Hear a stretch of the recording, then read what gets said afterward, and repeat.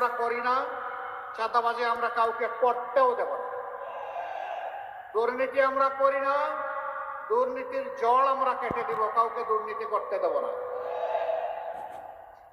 মামলা বাণিজ্য এটাকে আমরা ঘৃণা করি, প্রশ্নই ওঠে না, কাউকে এই সুযোগ দেওয়া হবে না। বরঞ্চ অন্যায় মামলা করে কাউকে হ্যারাস করলে তাকেই শাস্তির আওতায় আনা হবে।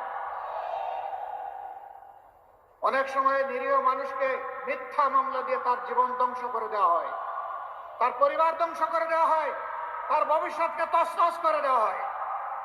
ওদেরকে আমরা ছাড় দিয়ে কথা বলবো না। এই বাংলাদেশ থেকে আর কাউকে ব্যাংকের টাকা লুণ্ঠন করে নেতা বনতে দেওয়া হবে না, শেয়ার বাজার লুণ্ঠন করতে দেওয়া হবে না, প্রজেক্টগুলো থেকে চুরি ডাকাতি করে বাংলাদেশের টাকা বিদেশে প্রচার করতে দেওয়া হবে না। যে 28 লক্ষ কোটি টাকা চুরি হয়েছে, বিদেশে পাচার করা হয়েছে, আল্লাহ তাআলা আমাদেরকে তৌফিক দিলে মহান আল্লাহ সাহায্যে বিইজনিল্লাহ ওদের মুখের ভিতরে হাত ঢুকাইয়া পেটের ভিতর থেকে বের করে আনবো ইনশাআল্লাহ। সেই টাকা রাষ্ট্রীয় তহবিলে জমা হবে ইনশাআল্লাহ।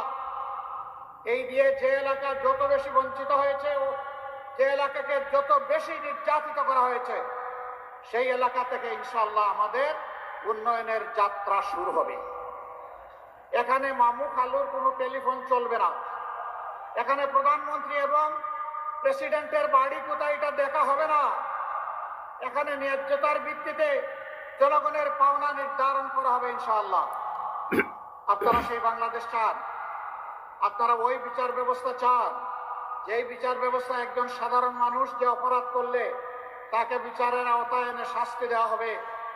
একই অপরাধ যদি দেশের প্রধানমন্ত্রী কিংবা প্রেসিডেন্ট করে থাকেন, তাদেরকেও ছাড় দিয়ে কথা বলা হবে না,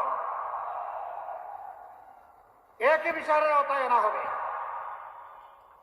আমরা বরিশালে 21টা সিট, বরিশালবাসীকে অনুরোধ করব আপনাদের